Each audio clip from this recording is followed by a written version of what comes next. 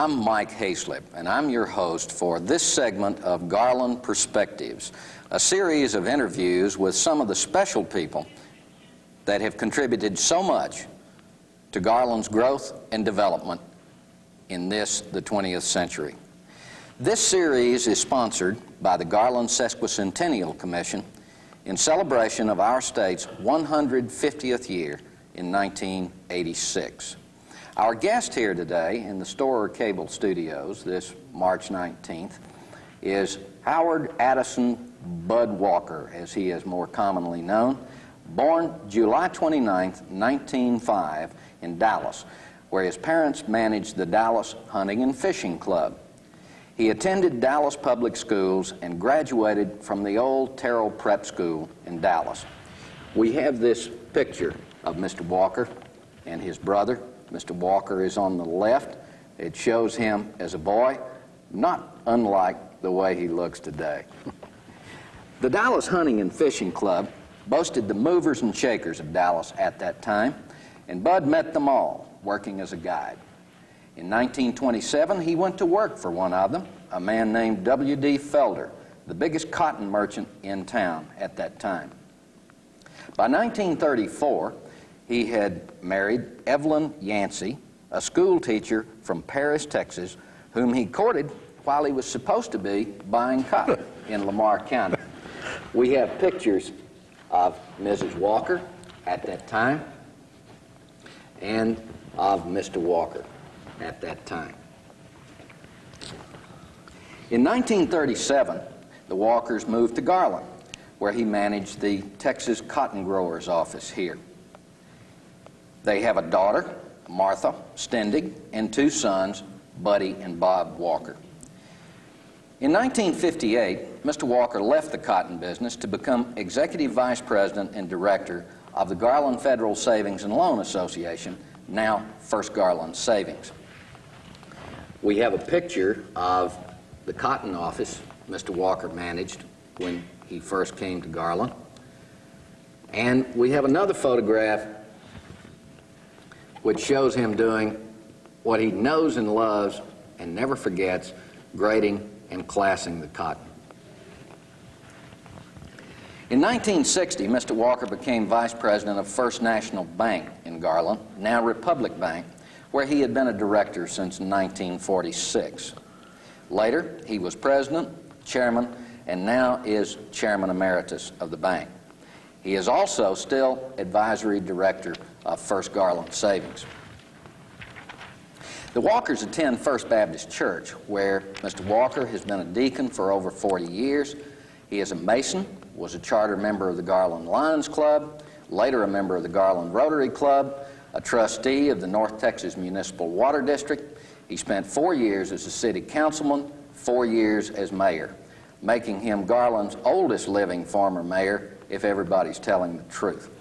He serves on the Garland Advisory Council of the Salvation Army and has other honors and positions too numerous to mention, except one, the Garland Chamber of Commerce Tall Texan Award, which was given to him several years ago. I'm out of breath. There's probably more, but we can't go into all of it for time. Is that you? That's enough. Yeah. Do I have the right guy? Right. Do you have any idea why we asked you to come out today? Well, I feel flattered in a way to be here, serving the people of this community for 49 years daily. I have had a very happy life here. My family has been very happy here. My 3 children have gone through school here, and we've been very happy here during this year. We're equally flattered to have you out here, and I want to give you the reason why you're on our list. First of all, even though you've been here 49 years, you're a relative newcomer to Garland. I appreciate that. You arrived here without generations behind you, and right. without father, grandfather, all that behind you, and yet you've risen to the highest levels of business and government in this community, and you've served it well. You've also changed your activities through your time here in Garland, as the community has changed from an agricultural to a Right. business emphasis, and your career and your life has paralleled that change as it's gone on. Tell me, if you will, how did your family come to Dallas County, your parents? Why did they select Dallas County as a place to come? I believe they were each born somewhere else. My father moved with his family from Boston, Massachusetts to Fort Worth. He attended A&M University and of course in mechanical engineering. My mother was raised in Michigan. She was a graduate nurse from the University of Michigan.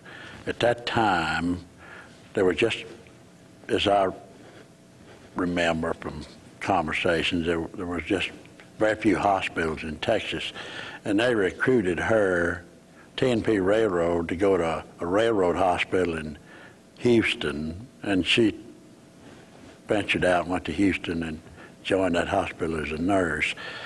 He went to work for a railroad, the same railroad company, building a bridge across the Brazos River, and he got malaria and sick, and he entered the hospital, and she was his nurse, and they married.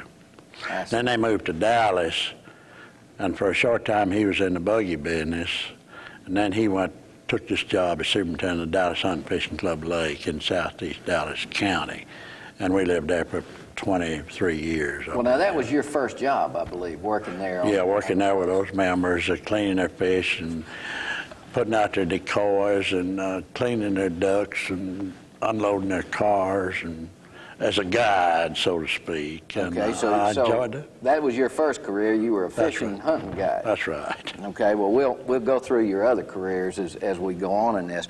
During that period of time, you got to know a number of those people, I got guess. to know a number of those people, and W.D. Felder was the best tipper in the bunch. And when I was about 12 years old, he told his mother, my mother, that he wanted me to go to work for him, and that's... When you were 12? Yeah, and I never figured on anything else but going to work for him. In the cotton business? That's right.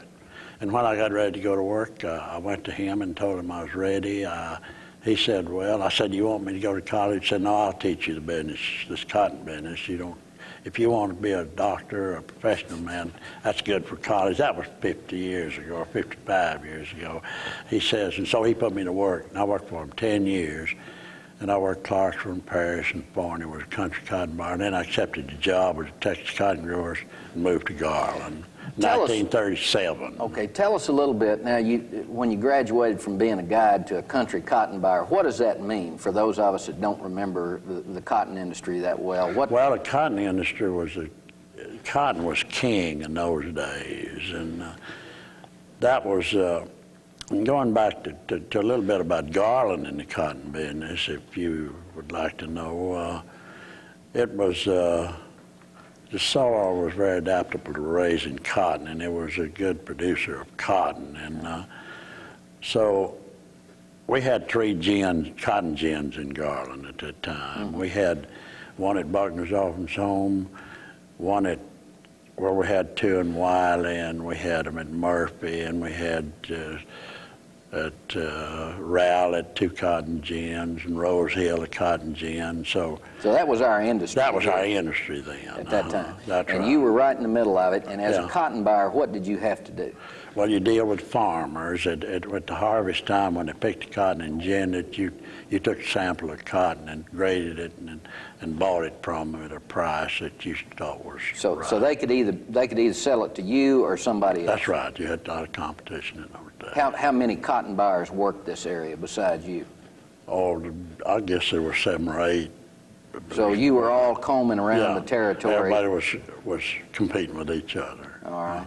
And so in order for you to be successful as a cotton buyer, you had to not only know the cotton, but you had to know the people. I had to know the grade and staple, and I had to deal with people, sometimes 100 farmers a day during the harvest season. Is that right? Yeah. That many. Well, you came to Garland, I believe, because you were sent here, not because you chose it. I accepted a job here, and then this was a real reputable firm, well-financed and well-known, so I accepted a job in Garland, had an opening here. Okay. So that's when I moved here. Okay, but you've stayed here since. So what are your earliest recollections of Garland? What do you remember? Well, Mike, when I first come to Garland, I knew Mac Davis, and he was out of town. he was from Garland, but he wasn't. So I went down, looked over the square, and the city as a whole was very impressive. There's 1,809 people here. 1,809. That was the population. In 1937. Yeah, and they had a very attractive square, well established by good merchants. They had drugstores and mercantile stores and blacksmith shops, and they had 3 gyms around town, and merchants had everything to furnish these tenant farmers in the surrounding area. That was their trade area. How big was that trade? That trade area went from Buckner's Orphans Home on through Rowlett. Now, wait just a minute. For those who don't know where Buckner's Orphans Home is, out on Buckner Boulevard? Yeah, out in that area. And then come back to Rose Hill and Reinhardt. And then it went on to Rowlett and up close to Rockwall and to Wiley. There wasn't a bank in Wiley or any merchants then. And it went on to Murphy and part in Richards. And it was a fairly large trade area that these merchants served. Many farmers, and these were sharecroppers, and it took a lot of people to work the crops in those days, and that's where their business was arrived and come from, furnishing those farmers. Do I understand you to say that of all these little communities, Rowlett, Rockwall, Wiley, Saxe, that we know exist today, Garland among those had the healthiest commerce and, That's right. and merchant people? And it went on up to Murphy, and it went on to Farmersville and Josephine. They had a lot of customers in those areas, these merchants did. What else do you remember about Garland, your early recollections, if you had to think back? You talked about the square. Well, we saw it as a fine, it impressed me as a good government, good city government, good councilman. I believe it was this mayor-council form of government when I started. And as opposed to a city manager. Yeah, and that come in 1952. Right. Changed over to that. I found a very friendly people here. I found a town that was well-rounded. It had park and recreation for the young people. It had a lot of good churches. It had good schools. It had a good, solid bunch of merchants that were well-financed in those days and were substantial. And that was around the square. Right. And so the square in those days was the center of all business. Yeah, and then West Garland Avenue was known as the City of Beautiful Homes. That's when Bankhead Bankhead Highway was here. And you're talking about the stretch up there. Extends from It was North old Star, Bankhead, and that used to be the main road through. And those homes were beautiful, and they were known in Dallas and by many people. It was a beautiful city, I thought. Well, 1,800 people. Yeah. Back to the fact that you were a newcomer. You know, we hear from time to time that small towns, Garland in particular, are not friendly or maybe close out people. And here you came, you knew one guy in town and he didn't work here. That's right. And you got sent out here on a job like so many people in Garland have been sent out here to work or have accepted jobs. 49 years ago, how did they treat you? Well, I couldn't ask for better treatment than they gave me. They were very congenial. They were wanting to help me. They welcomed me. I thought it was great the way they accepted me here, Mike. Well, you sort of did your part, I think, through the years. Well, I think hopefully I did. Yeah. Okay, now Mrs. Walker, your wife, taught for a number of years in the Garland schools, so you 23 years. Only 23 years, okay. So you've had a look at education in Garland. What would you have to say about that? Well, I think I can't do anything but accept it as being real fine throughout the years. I think we've had good school board members, we've had good school superintendent and good teachers. My children seem to get a real fine education here.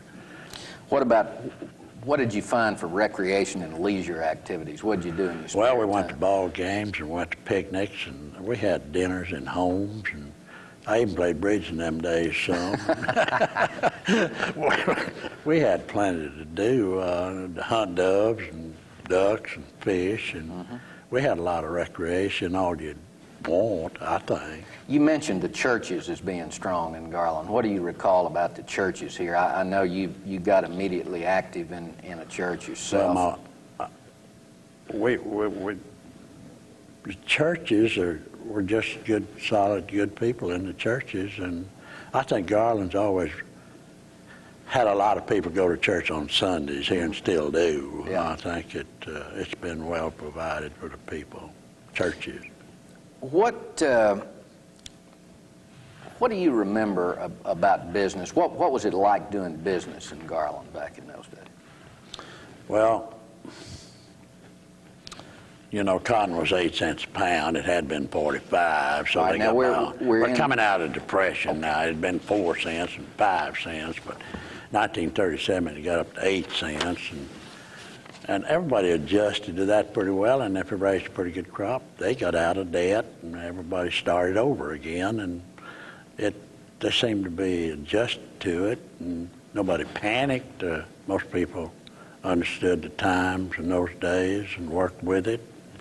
Seemed to be happy and had good lives, I think. Okay, well, you were here, as we said before, at the time that Garland evolved from an agricultural economy into a sort of an industrial economy. What do you remember about those years, immediately there about 1940, when industry began to be the thing that we sought? Well, in 1937, the town was 1,800. Right. In 1948, it was 4,800. And you're talking about 1940 and long in there. It doubled plus. It doubled. We're coming out of the Depression in those days, and the Chamber of Commerce and the citizens of Garland and the leaders, who were the city councilmen and the bankers and the real leaders, began to look to bring industry to Garland and bring jobs to Garland, to build homes and to help the merchants get more business. And they started that then. And Mr. A.R. Davis, who was president of the bank, he was instrumental and very much a leader in endeavoring to bring industry to Garland. I know that he had help from his Chamber of Commerce or whoever he called on. They always were right at his side to help him, but he led in that. And I remember he brought all well supply here. He brought the hat factory here through his contacts and the help of others. He brought Safeway here through Ben Tysinger, his friend who was in real estate business. Most Continental IMSCO with B.B. Owens, and he brought Southern Aircraft here, and the town began to explode and grow and build houses, and people began to move in, and all the labor, they traded with our merchants in town, and it began to grow and spread out. Do you have any idea why, at the end of the 1930s, the people in town decided that the town ought to grow and that it ought to have industry? Was there any one thing? Because Dallas was beginning to get industrial-minded.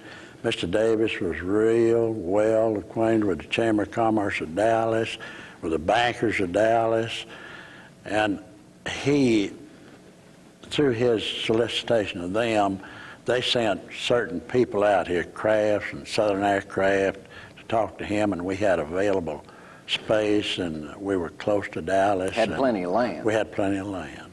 And there's one more thing about that light plant I want to talk to you a little bit about. All right, go ahead.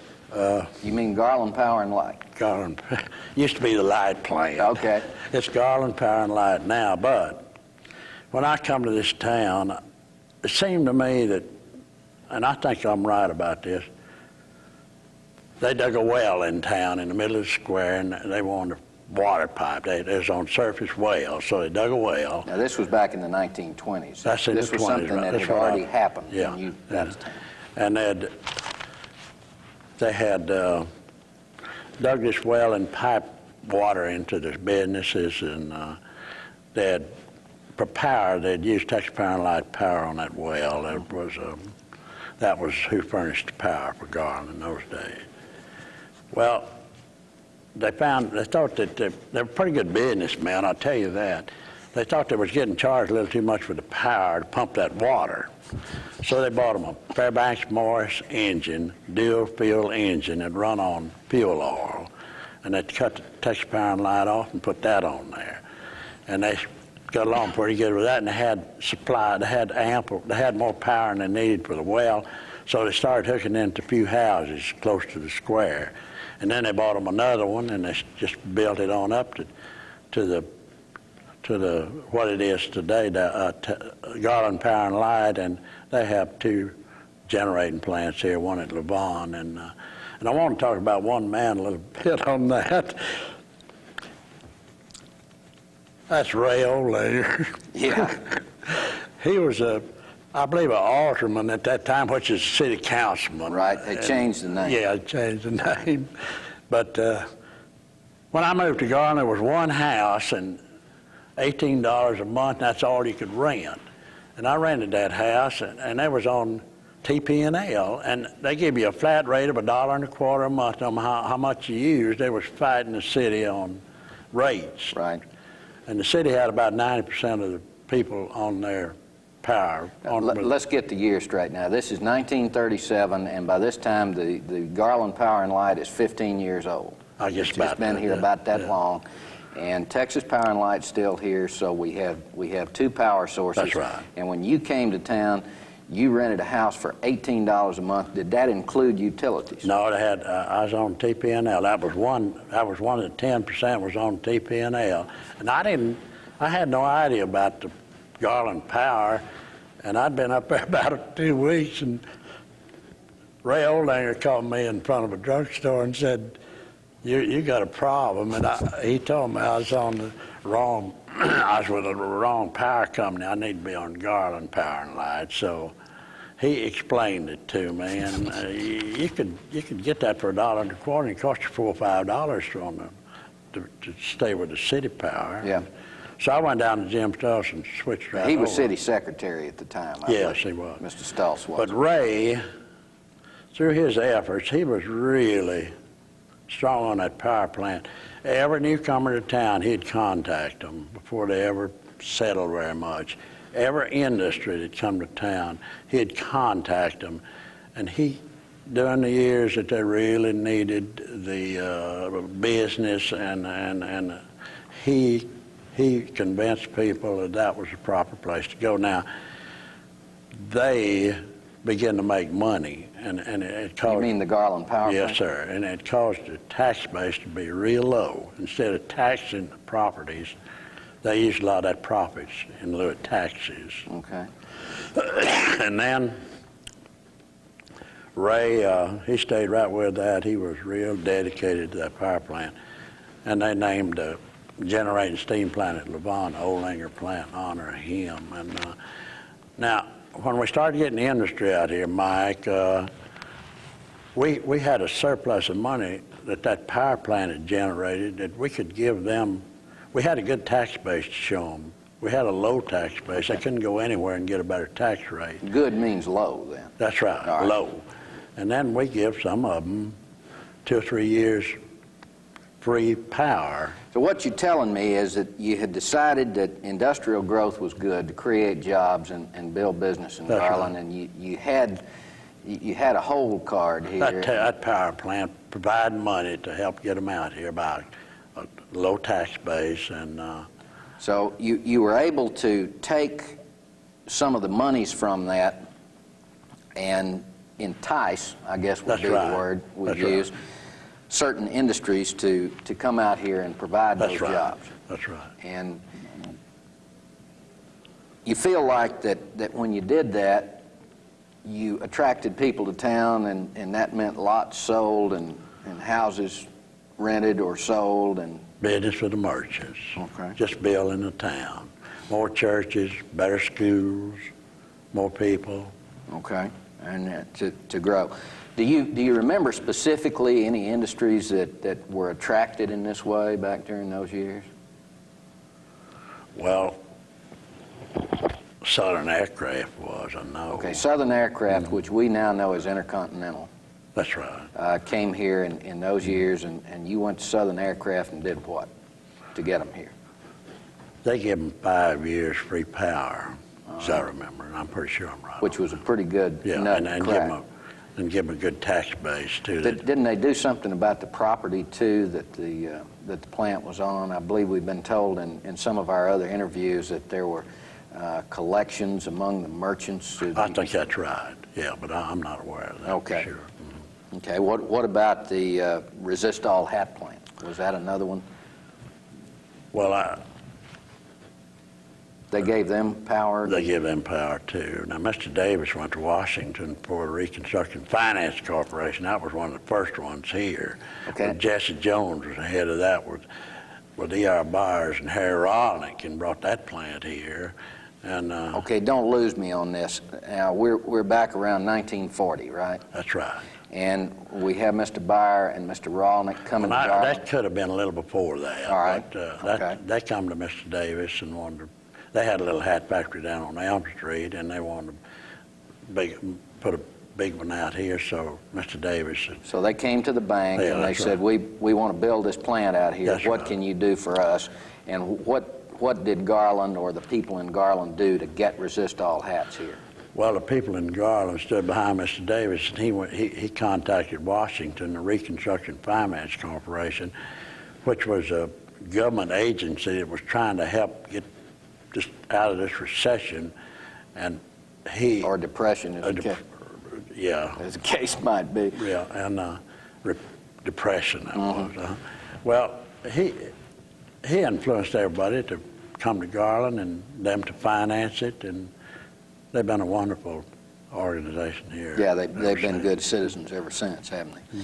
Okay, well, Safeway Warehouse, which is very big, Ben Tysinger and Mr. Davis and some of the councilmen, the Chamber of Commerce, contacted them, and that was a tremendous plant for Garland, and still is, and they were the biggest users of power of any plant we had here. I think it's several acres under air conditioning out there. There was in them days. looking back over the last 40 or 45 years of this industrial growth out here and this development, what do you think about that? Was that the thing to do, and would you do it that way again if you had it to do over again? I know you were on the city council and you were mayor for 4 years, and what do you think about that? Well, I think it's been great. I think it's made a better life for an awful lot of people. It certainly made a lot of people rich with this land. I don't say it's hurt anybody. Okay, all right, that's good. Why did you decide to get out of the cotton business? We're talking about business now. Well, we built so many houses, so much interest in cotton just played out here. I had to do something to eat, I guess. That's right. After 22 years in the cotton business here, I used to handle 15 or 20,000 bales, and I found out in a few years I was going to handle 3, and now not a gin in North Texas. So it just left here. So you had to be flexible enough then to change your career, and you went into finance. I went into the Garland Federal Savings Loan. Now, how did that happen? They had a savings loan here at that time, right? They had a savings loan here at that time. It was on a part-time basis, and they built a building. Well, Mike, how that happened, I was in a board meeting one day, and I had a job in Bakersfield, California, and the bank board. I told them I was going to be leaving and going there, that I didn't have enough volume of cotton here. So they got together, and they said, well, we're going to put, there was 5 of the board members on that board. Why don't you take this Garland Federal Savings job up there? We're going to try to get it going, and we'll build a building for it. And so they elected me and 3 days. They didn't want you to leave. No, I guess not. But I don't know why, but that's what happened. And Okay. so I went up there, and I had one helper and a part-time helper, and started loaning money on homes and houses. Okay. I had to take every course you could get night and day on teller training and I'd like to every have seen phase that. of the business you had to take, praising. So all of a sudden, you'd been a hunting and fishing guide, you'd been a cotton buyer, and all of a sudden you were running a savings and loan Yeah, association. with one helper. Well, you must have done fairly well by the looks of it up there today. Well, I had a lot of help. I had good directors. They guided me through. I always had a lot of good help in my endeavors. All right, so you stayed there 2 years, and then all of a sudden there was another change.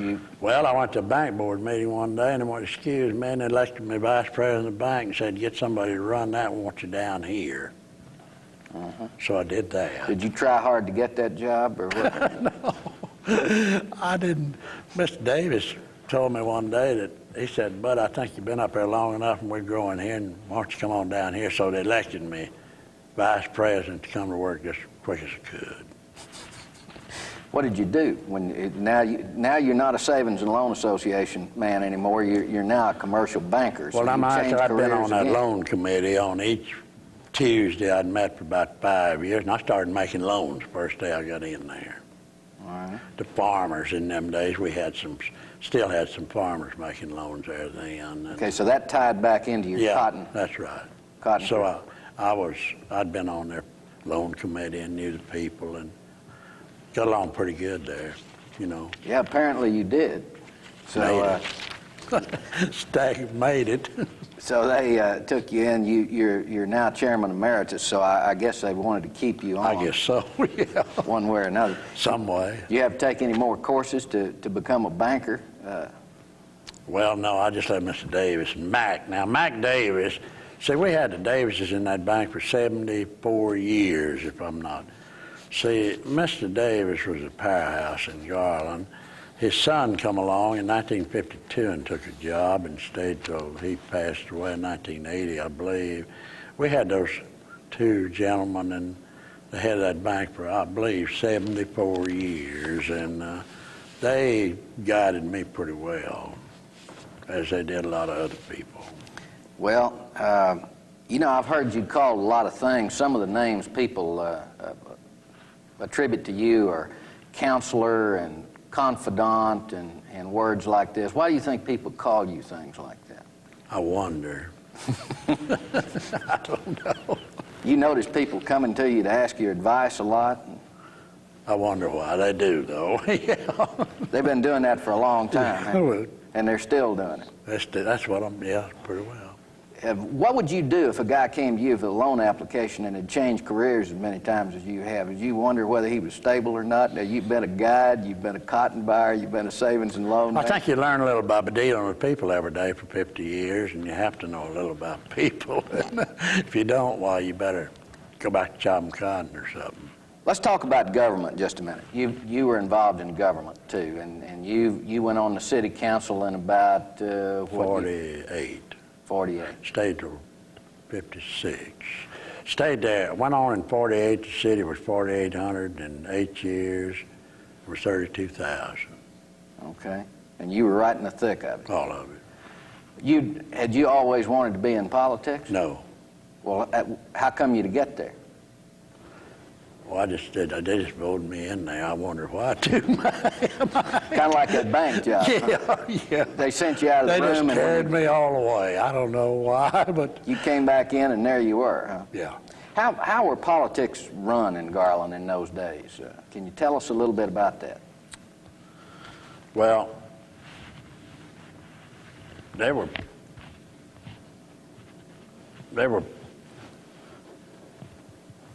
run by people. Well, Ray Oldinger called me on the street one day and said, I'd like to have you serve on the council. And I said, well, I don't know, Ray, whether I'd qualified. And I always said, I think you would. I went into the bank. Mr. Davis said, Bud, Ray said something about you ought to be on this council. And I said, well, I don't know. I I could give it some time. I have some off time during the year, but I don't know whether I'm qualified or not.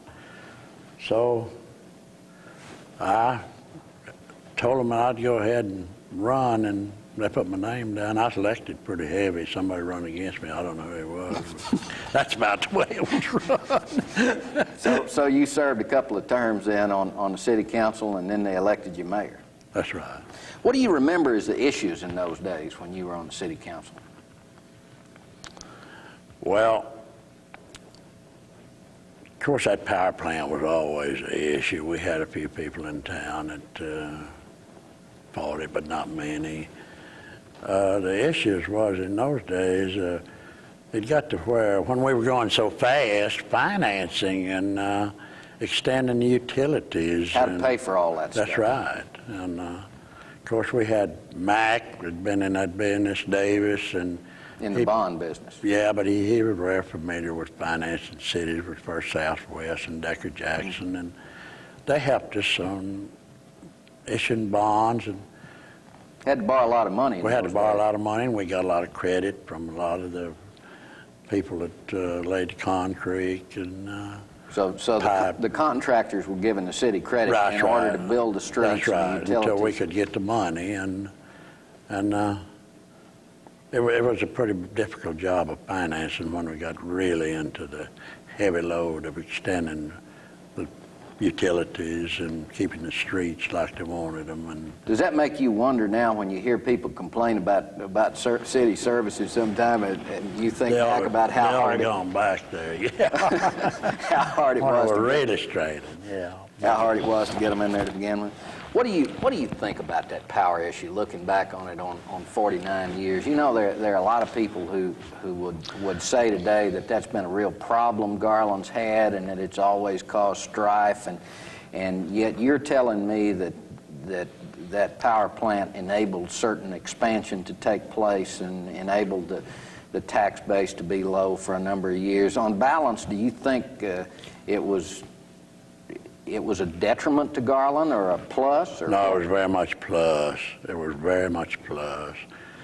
It had an effect of holding people together.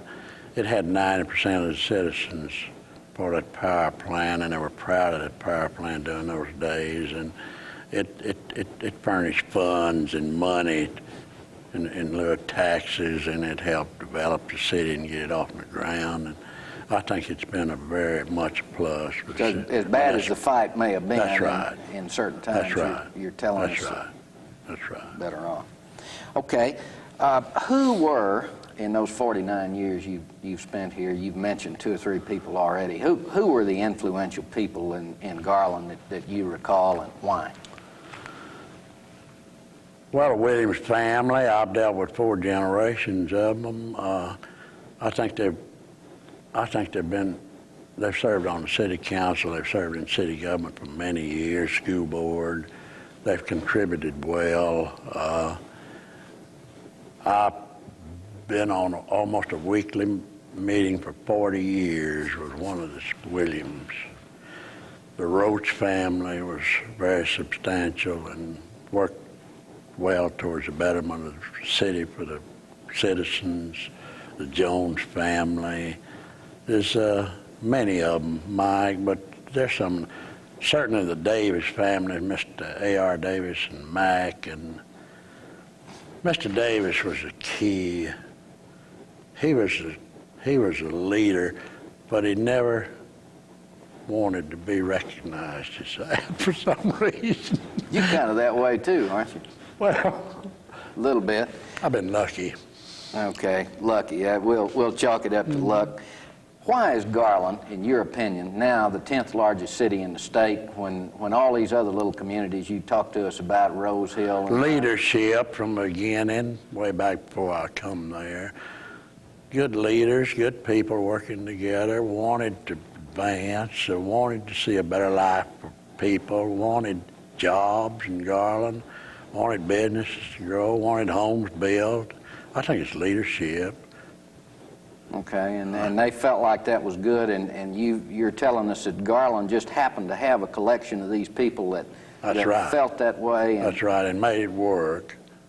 contributed a lot of their efforts and time to it. Okay. Anything else about Garland that's different to you that might have made it? Well, I can't say anything about Garland but good. Everything about it's been awful good to me and my family. Mm-hmm. Well, I notice out of your 3 children, 2 of them live in Garland. That's right. All right, so you And I'm glad to do. all right, you think that's good. What are you proudest of in your 49 years here? Newcomer that you are, and lucky as you are, and all I that. think my family and the way they've conducted themselves, and they're grown and they're making a living and doing well. And Okay, but what about your personal contributions? Are you proudest of? oh, best year I ever had in Garland was 1953. I handled 25,000 bales of cotton. And the Garland City grew and had more, had the biggest growth it ever had in one year, and everything just boomed, and cotton was 30 cents, and the bank deposits went way up. Everybody was in good shape. You were happy as a pig in clover. 53, yeah. That was the biggest year I ever had. But I think just having the opportunity to live in Garland and to be associated with the people I've been associated with, and still thankful I am today. I'll go back down to the bank and see 25 or 30 people before the day is over. And I'm going to a Salvation Army meeting in a few minutes. I'm very proud of that. The Salvation Army that come here. Now, we had a contribute, Mr. B.B. Owens' estate give $1 million on them 2 buildings down there, and I think that was very nice. That he worked with us 25 years in the bank as a director, and they may give some more, I hope, and I don't want to tell them that. A lot of things, everything's been good to me here. Okay. Well, you got a long time to go here. That you're still working. Yeah. They did let you off at the bank today to come down and visit with us. You didn't have any trouble punching out? I've got a director's meeting at 3 o'clock and a Salvation Army meeting at 11 o'clock. Well, you're still a busy guy. Yeah. You have no plans for retirement? No. Good. We need you. What are your regrets looking back over this 49 years? I regret I didn't do a little more for the city and the people that supported me so well. Well, no other regrets? Anything No. you did one way or the other? No. A guy that's lived 80 years, 49 of it in Garland, is bound to have some advice that would be of some value to younger people, maybe considering coming into town, or maybe that are already in town, considering like you did at one time moving out. What sort of advice would you give? Well, I think these boys girls and boys getting out of school in Garland, I think they got a great opportunity. I think it's better now than it's ever been. I think they'll concentrate on what they might want to do and educate themselves for that profession or that job. I think they can go to work right here in Garland. We got so many industries here and so much business here. And if they'll conduct themselves right and stay clean and live right, I think they can make a great life for themselves right here in Garland. I don't think they have to move out. So 49 years later, after you came here, you still feel the same way about the town that I do. you did when you came in? I do. Well, that's real good. I really appreciate your taking the time to come out and visit with us. You've had a lot to share for 49 years, and you've had a lot to share today. If I had to count on my best friends on the fingers of one hand, you'd be one of those fingers. You'd be represented by that. You've meant a lot to me personally through the years when I needed advice and help, and I know that I'm just one of thousands of people in town that you've done that for, and we really appreciate the contribution you've made. Mike, I've known you most of your life, and I appreciate you very much. You've got a long ways to go now, and you're going to do good. Well, so do you, and I want you to come back in about 10 years, and we'll do it again. We'll see what careers we've had. Okay. And so, for Garland Perspectives and for Bud Walker, we thank you very much for being with us. We've had a lot of things given to us to think about today. It is now ours to ponder what those things might mean and how we can use them to the betterment of this community.